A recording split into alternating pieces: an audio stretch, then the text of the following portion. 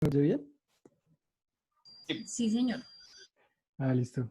Bueno, como ya la compañera nos presentó, mi nombre es Brian Quinchanegua, justo junto con mi compañero Mauricio Mendoza y los profesores Tania Plazas y William Jiménez.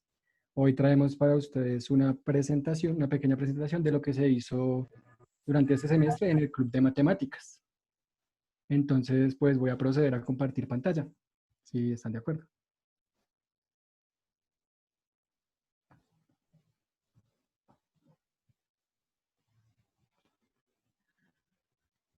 Ahí ya ves mi pantalla. Está cargando, Brian. Ah, listo, profe, gracias. Ya. Gracias. Bueno, entonces, el nombre de nuestra ponencia es Acercamiento a las estructuras algebraicas desde los sudokus. Bueno, entonces voy a comenzar. Un momento, ahí. Bueno, primero, quiero pues darles una introducción rápida de lo que es el Club de Matemáticas. Bueno, entonces, el Club de Matemáticas aparece en el año 2005. Es un espacio dirigido a jóvenes talentosos, pues en matemáticas, de instituciones públicas de Bogotá. Tuvo como, ¿cómo decirlo? Como dos temporadas. Una desde el 2005 hasta el 2010, pues ahí se cerró y se reabrió en el 2017 y pues ha continuado hasta la actualidad. Bueno, el principal objetivo del Club de Matemáticas es responder a las necesidades, digamos, excepcionales o especiales de los talentos matemáticos. Por eso en el club se trabaja con alumnos que en sus colegios o en sus contextos no encuentran respuestas a su curiosidad matemática. La idea de su participación en el club es brindarles como un espectro más amplio de temas o de tópicos matemáticos.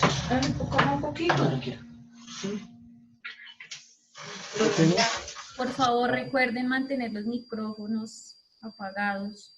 Sí, es que casi me quedo sordo. Es que tengo audífonos. Bueno, entonces, pues brindarles un espectro más amplio de temas para que ellos puedan desarrollar su talento, ¿no? Eh, Estos temas o tópicos nunca, pues generalmente no están en los currículos o grados que ellos cursan. Bueno, por otro lado, el Club de Matemáticas también es un espacio para la práctica docente. Ahí es donde entramos, pues, mi compañero Mauricio y yo, que durante este semestre hemos acompañado el proceso de algunos estudiantes. Eso se hace, pues, semestralmente, se cambian los practicantes. Como ya dijo la compañera, pues, estamos cursando la práctica, la última, la de segunda modalidad. Bueno, el proceso de selección para el club comienza cuando los profesores asociados a las instituciones pues identifican talentos matemáticos. Ellos los inscriben con nosotros y después de eso tienen que hacer una prueba de admisión, que es virtual, siempre es virtual, a través de la plataforma Moodle. Y de acuerdo con los puntajes que obtengan y la cantidad de cupos, pues se asignan, se les avisa pues que fueron admitidos al club. Este semestre recibimos 40 estudiantes. Bueno, creo que eso es como en general lo que es el Club de Matemáticas, así un vistazo rápido. Ya, listo, eso por ese lado. Bueno, entonces, No, cada yo quiero decir semestre... algo de lo de antes. Ah, listo, dale, profe. Buenas tardes a todos.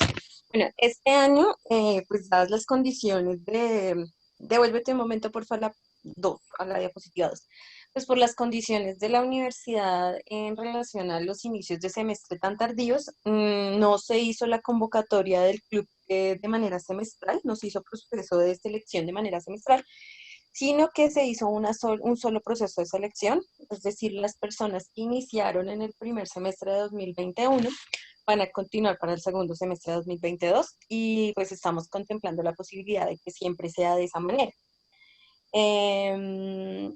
Los estudiantes del club primero son postulados por sus profesores como que es un acuerdo entre el profesor y el estudiante, los profesores de cada uno de los cursos o colegios mejor, son quienes identifican personas que son como talentosas en matemáticas y los inscriben para que hagan la prueba de selección del club. La prueba de selección es organizada por los mismos miembros del club, el profesor William Jiménez. En este momento, pues, Brian, Mauricio, Paola Ómbita y yo.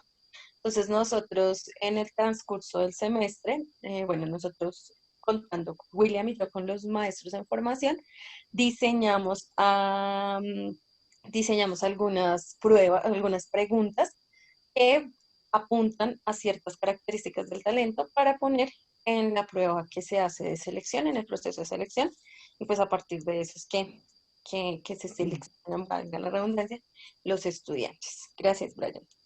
Listo, profe. Bueno, entonces ya. Se trabó.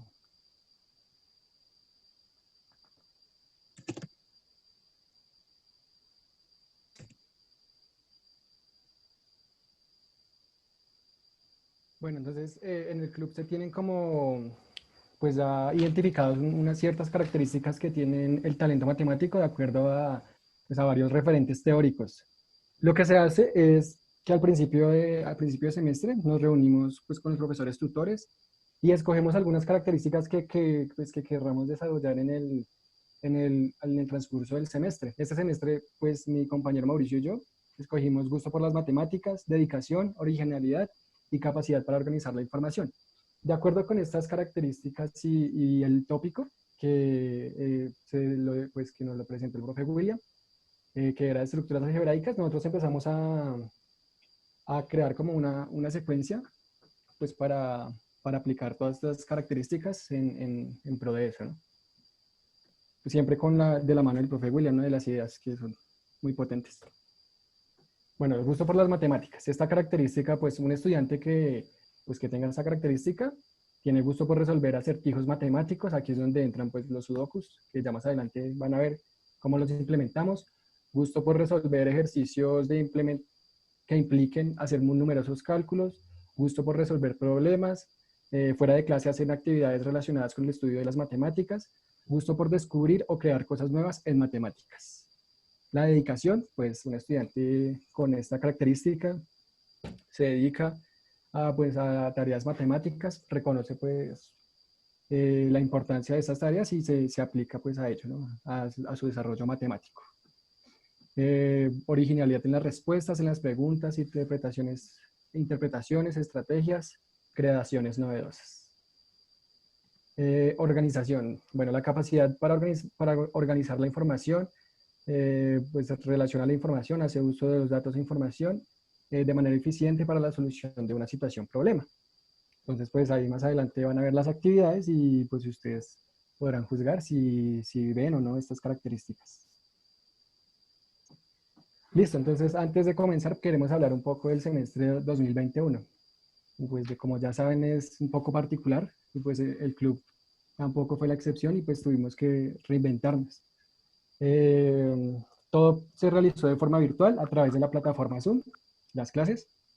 Inicialmente planteamos las clases para los 40 estudiantes, pero pues en la práctica, de hecho en la primera clase nos dimos cuenta de que teníamos que dividir en dos grupos los estudiantes, pues porque se nos desbordaba como la información, las participaciones. Es que esos estudiantes pues son bastante activos en clase, pues por lo que tienen en particular gusto por las matemáticas, ¿no? Bueno, hicimos sesiones de clase todos los lunes en dos grupos, ya dije, el primero de 4 a 5:20 p.m., el de mi compañero Mauricio, y mi grupo de 5:20 a 6:40 p.m. Las planeaciones pues eran la misma, ¿no? Cada uno aplicaba en su grupo y dirigía a su grupo. Bueno, las plataformas que usamos fueron Zoom, WhatsApp, YouTube, Notebookcast. Bueno, acá WhatsApp fue una herramienta bastante productiva. Lo que pasa es que en la primera clase nosotros nos dimos cuenta de que no era muy eficiente, por ejemplo, plantearle los ejercicios a los estudiantes por medio de Zoom. Por ejemplo, pasarles archivos por el chat o ese tipo de cosas. Porque, bueno, tuvimos bastantes conflictos ahí. Entonces decidimos hacer dos grupos de WhatsApp y hacerlo un poquito como más tradicional. Poníamos la tarea, el ejercicio en pantalla y ellos tenían que resolverlo en sus cuadernos y enviarnos la foto y la verdad funcionó bastante bien. La otra plataforma que usamos fue Notebookcast, esta de acá, que es una pizarra, pero tiene la ventaja de que los estudiantes pueden unirse e interactuar con nosotros. Es bastante chévere, por si la quieren ver. YouTube, bueno, YouTube se usó en otro ámbito, en otro camino que se hizo este semestre, que fueron transmisiones. Los que asistieron hace 15 días a la ponencia de mi compañero Mauricio, pues estarán más enterados. Hicimos transmisiones sobre el juego de la vida, inicialmente, ahora sobre retos matemáticos. Esas son para cualquier persona que quiera asistir, los viernes a las 5. Listo, creo que es por ese lado eso. Listo, ahora sí, la actividad 1.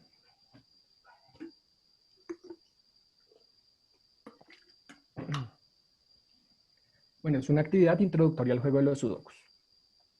Lo primero que se hizo fue usar esta página sudoku.com para explicar las reglas de los sudokus. Esta página resultó bastante entretenida e interactiva. Pues porque cuando uno ponía el cursor sobre un número, le marcaba la fila y la columna y el cuadradito. Bueno, para los que no saben, pues el sudoku consiste en llenar todos estos cuadraditos con números del 1 al 9, pero siguiendo 3 reglas. La primera es que en cada fila y columna aparezca únicamente una vez cada número. Y la segunda es que, bueno, sí, la primera y la segunda, ¿no? La de la fila y la de la columna. Y la segunda es que en cada cuadradito pequeño, que esos de acá, aparezca también una sola vez cada número. Bueno, lo siguiente fue plantearles a los estudiantes algunos sudokus que nosotros pues creamos en Excel de diferentes dificultades. Entonces eso fue lo que les decía en la primera clase. Les pasamos el archivo por Zoom y nos lo devolvían resuelto. Pero pues algunos estudiantes no estaban en el computador o, bueno, tuvimos problemas en ese sentido. Este es el segundo sudoku. Y por último, introdujimos un sudoku binario, que es el que ven acá a la derecha. El sudoku binario pues fue el más curioso de todos, el que más como que llamó la atención y nos generó discusión. Este también se resuelve con 3 reglas básicas. Este es de 8 por 8, entonces la primera regla es que en cada fila o columna solo pueden haber el mismo número de unos y de ceros. Como es de 8 por 8, pues 4 en cada una. No se puede repetir más de 2 veces 2 ceros seguidos o 2 unos seguidos. Por ejemplo, acá se ve 1, 1, pero no podría ir otro 1 acá. O sea, más de 2 veces no se puede repetir ceros o unos en filas o columnas. Y la tercera regla es que no puede haber una fila o columna igual a otra.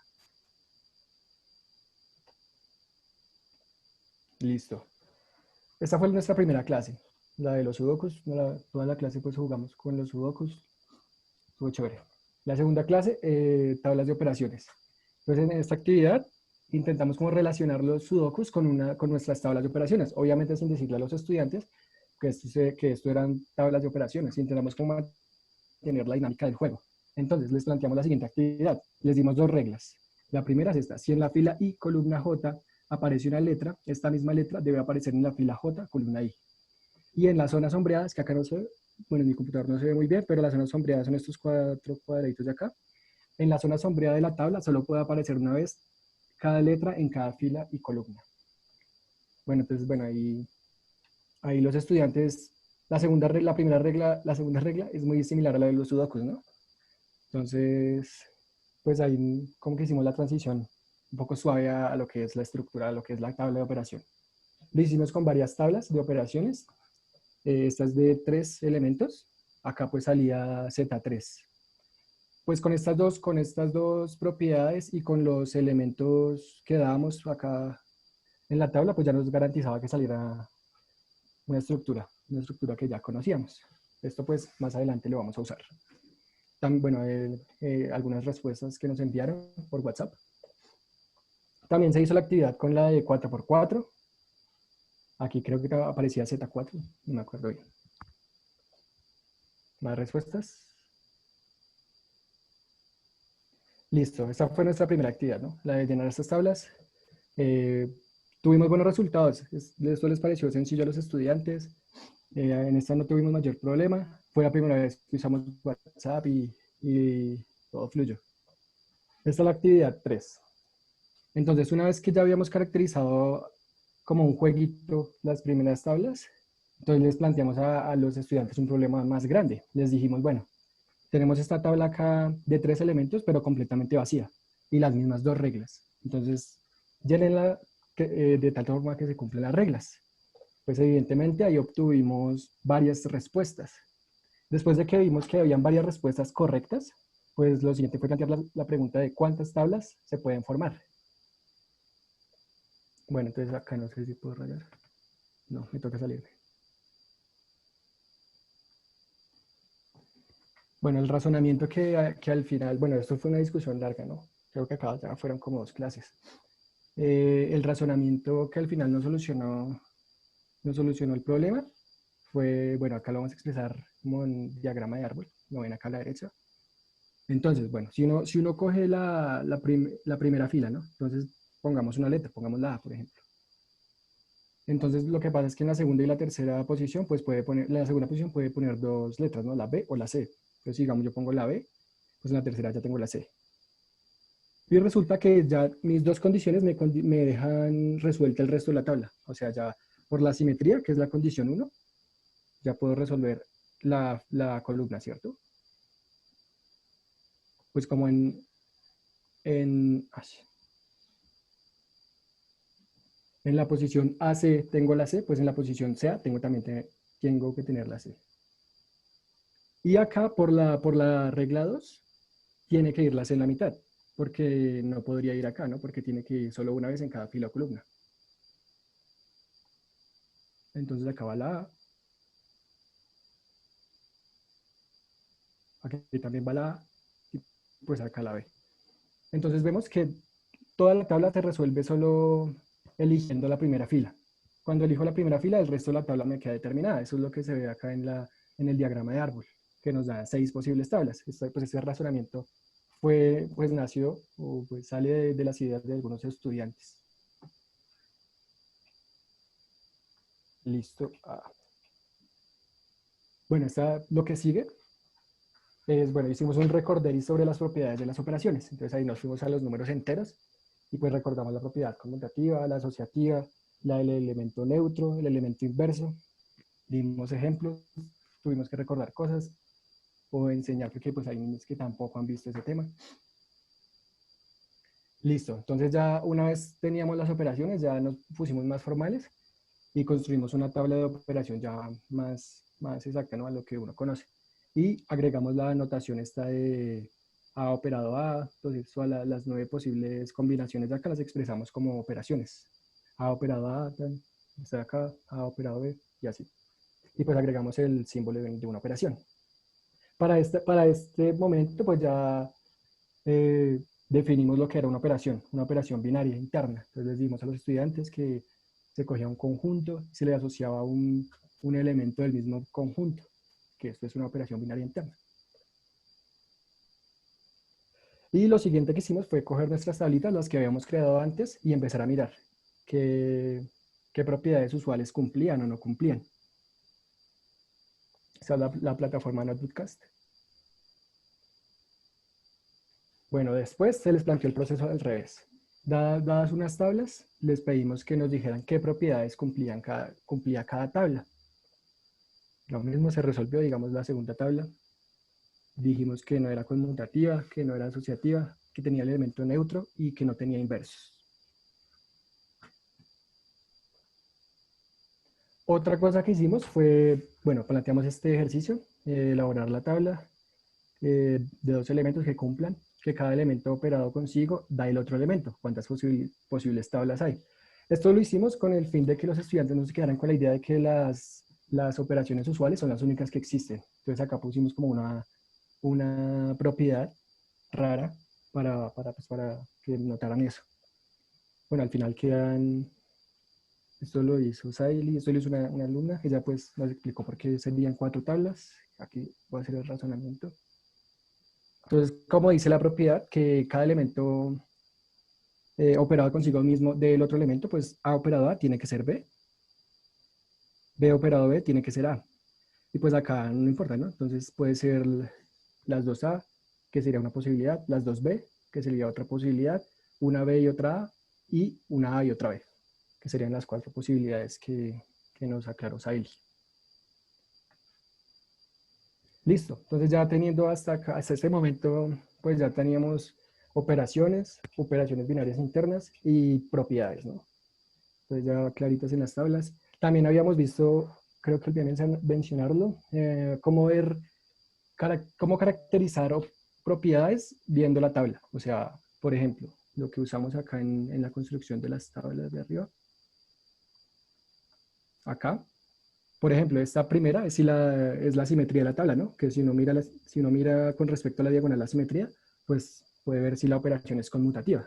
Entonces, ese tipo de cosas ya lo habían visto los estudiantes. Entonces, si al frente del elemento, si al frente de algún elemento aparecen A, B y C, como están aquí en la primera fila, en la fila azul, entonces sería el elemento neutro. Y si lo mismo pasa en la fila, ¿no?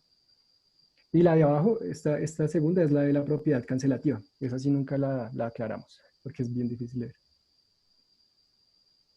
Entonces ya teníamos varias cosas hasta este momento.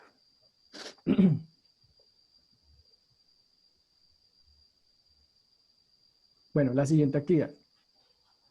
Construcción de una estructura, construcción del grupo de las simetrías del triángulo equilátero. ¿Cómo planteamos esta actividad?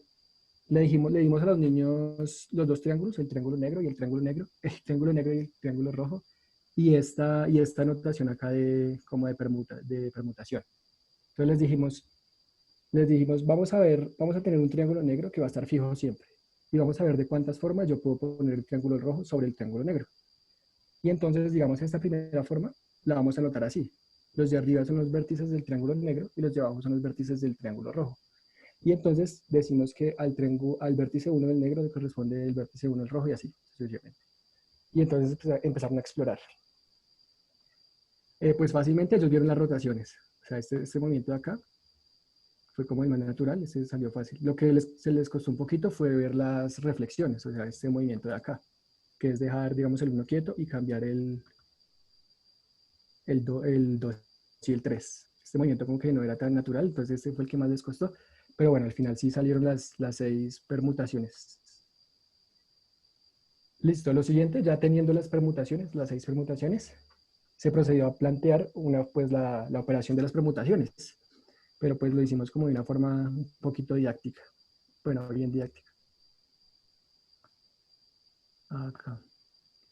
Aquí estaba ensayando. Entonces, planteamos esta operación de la siguiente forma. Esta se la dimos a los estudiantes como la forma de operar. Entonces dijimos, vamos a operar dos permutaciones. Entonces, primero ubicamos la primera, ¿no? B. Esto es B operado B. Entonces ubicamos B, que nos dice B. Que al 1 le asigne el 2, al 2 le asigne el 3 y al 3 le asigne el 1, que esto es lo mismo que rotar el triángulo rojo. ¿Cierto? Sí, ahí está. A 1 le asigna 2, a 2 le asigna 3 y al 3 le asigna 1.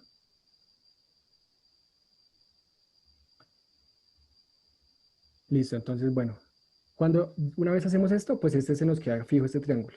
Y organizamos nuestra segunda permutación, pero con el triángulo que tenemos ahí encima. Entonces, acá, ¿qué dice? Que al 1 le asigne el 3, que al 2 le asigne el 2 y que al 3 le asigne el 1. Entonces, bueno, vemos que el 2 se queda quieto. Entonces, ahí ya ubiqué mi 2. 2 con 2.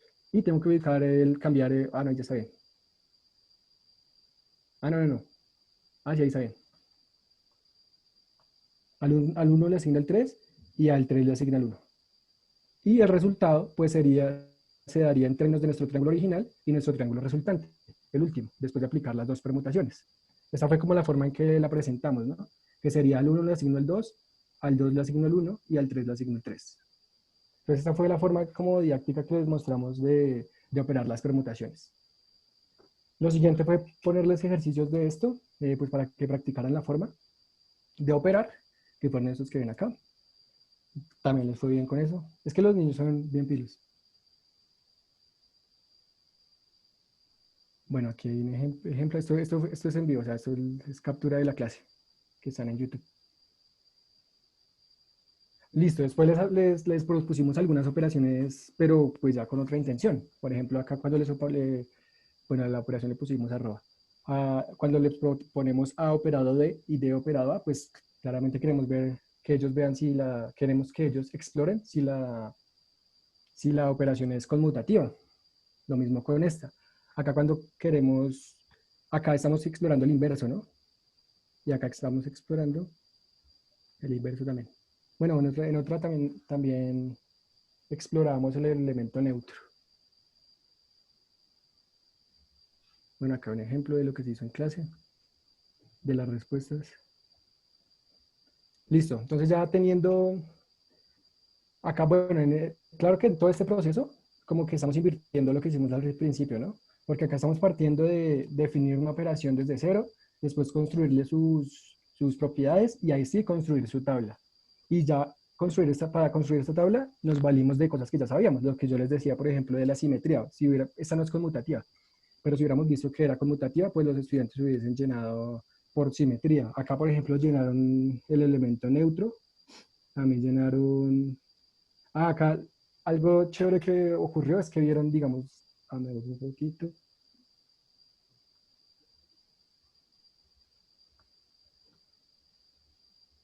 Vieron muy fácil los inversos de las reflexiones. O sea, como el inverso lo que hace es darme el elemento neutro, o sea, y el elemento neutro en permutaciones es este de acá, que, o sea, no hace nada, me deja el 1 quieto, el 2 quieto y el 3 quieto. Se veía muy fácil el elemento neutro. Entonces, cuando uno hace una reflexión y la hace otra vez, o sea, la opera con ella misma 2 veces, pues me deja quieto el triángulo, me deja la, la posición original. Y esto se ve acá en la tabla, en esta diagonal de acá, donde cada reflexión es su propio inverso. Entonces, ese tipo de cosas, ese tipo de observaciones lo hacían los estudiantes.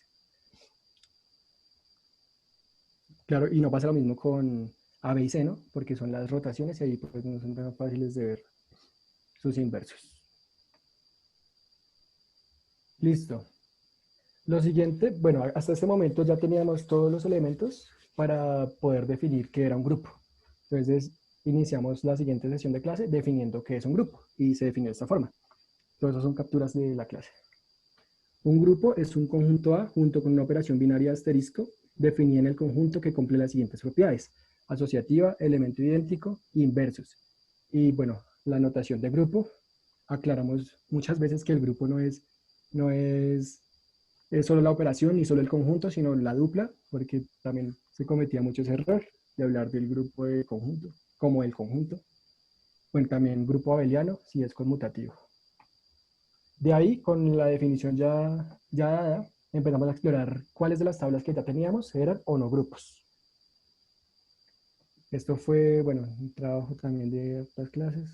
Ya perdí la cuenta. Fueron en total 8 clases.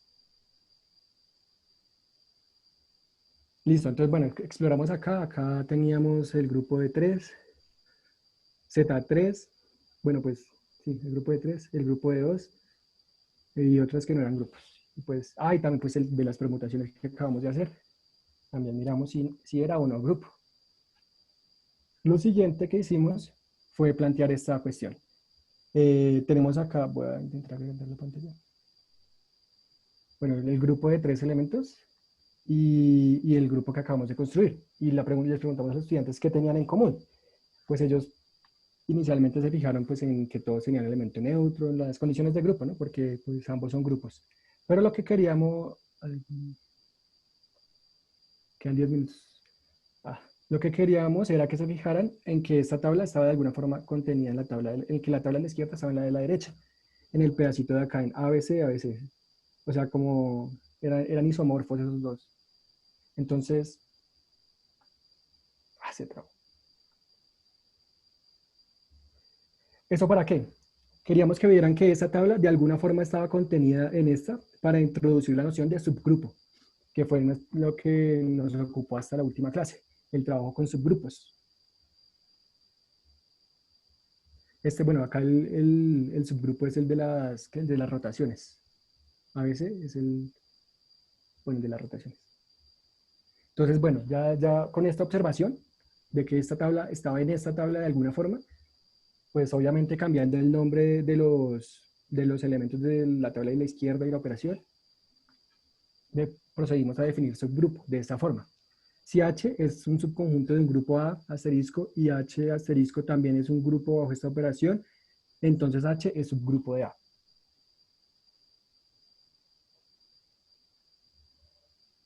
Lo siguiente que hicimos fue empezar a explorar subgrupos. Entonces les dimos acá el Z4 y el grupo de Klein. Bueno, pero pues bueno, los isomorfos a esos. El Z4 y el grupo de Klein, y los pusimos a buscar subgrupos basados en la operación. Entonces acá está, bueno, los primeros resultados. Este es el Z4, que tiene solo este subgrupo, pues aparte de la identidad. Esto, bueno, es la pizarra. Todo esto lo hicieron los estudiantes, ¿no? O sea, así como sintetizando, pero esto es trabajo largo. El otro fue el grupo de Clay, que este sí tiene ya estos tres subgrupos y pues el de la identidad. Esto es de acá. Y lo último que hicimos fue explorar el grupo de las permutaciones del cuadrado. El del diedro, el grupo diédrico, pero el de 8 elementos. Y también encontramos todos estos subgrupos, los estudiantes, los que los encontraron. Para cerrar, basados en observaciones que hacían los estudiantes, pudimos trabajar varios teoremas. Algunos importantes, como por ejemplo este de acá, que es la intersección de los subgrupos A y B de H, también es subgrupo de H. Y el otro, que creo que se me olvidó escribirlo, fue el de que el orden de los subgrupos es divisor del orden del grupo, que también se logró trabajar. Bueno, ya para terminar, ¿qué temas abordamos así en definitiva? Definición de operación binaria interna, tablas de operaciones, propiedades de las operaciones, las propiedades caracterizadas en las tablas, lo que les decía de la simetría, de cómo se veían las operaciones en las tablas, estructuras algebraicas, definición y ejemplos de grupos, vimos el grupo de 2, de 3, los dos de 4, el de 6, el de los diédricos de 6 y de 8, algunos teoremas sobre subgrupos, como ya les dije. Y pues hay que tener en cuenta que esos son estudiantes de primaria, ¿no? Y de secundaria, pero estudiantes que ya están teniendo como acceso pues, a matemáticas un poco más avanzadas, que es como la idea del club. Y eso es todo. Muchas gracias.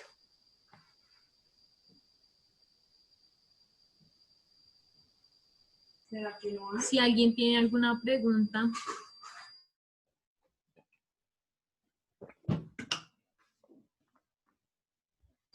O algún comentario, algo que añadir.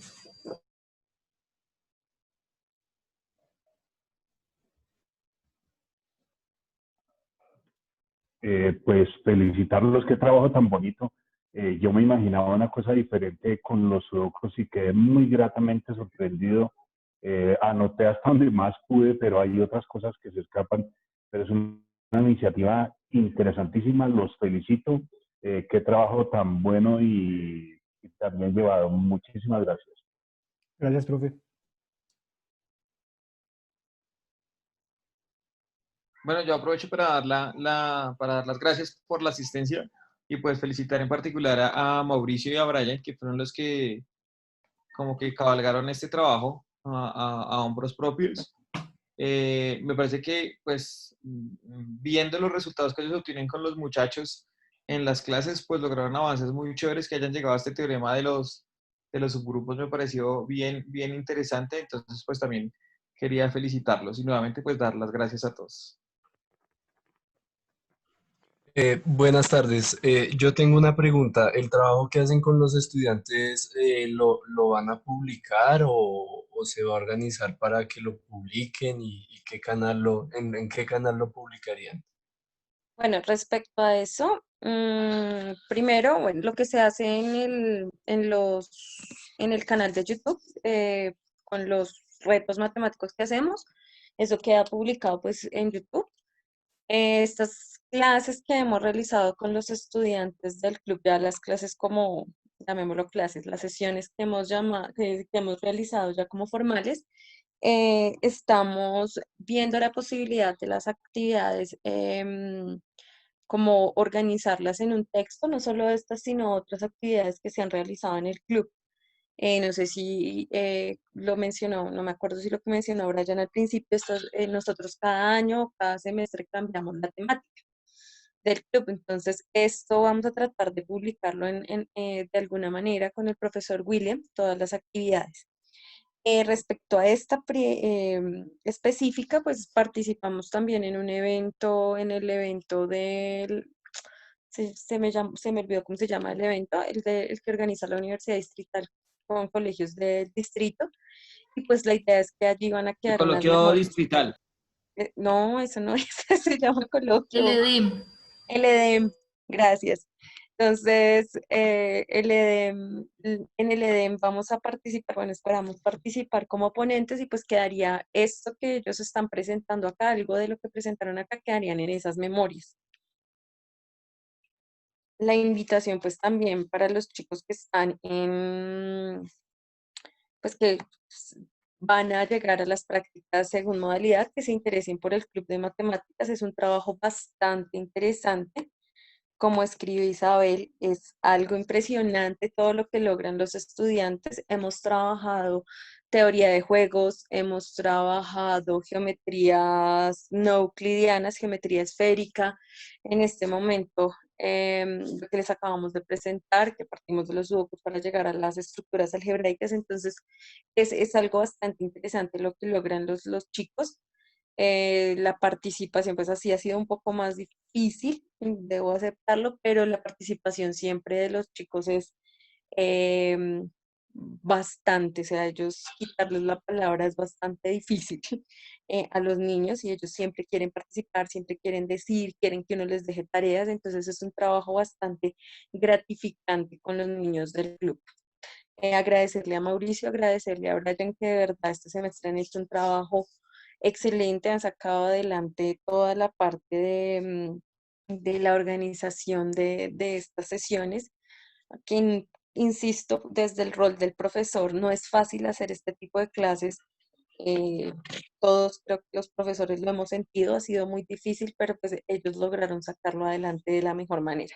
Pues felicitarlos y agradecerles también a Paola Ombita que nos colabora bastante con el Club de Matemáticas, agradecerles a los tres por el desarrollo de este semestre y a ustedes pues por haber asistido a la conferencia. Nuevamente invitarlos a que en algún momento hagan parte del club.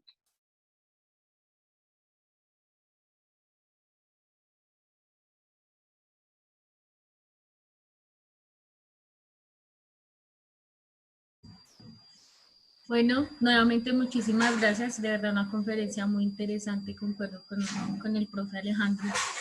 Tenía también unas expectativas diferentes y es un trabajo muy, muy bonito. Invitarlos a todos a participar el viernes es el último día de la jornada.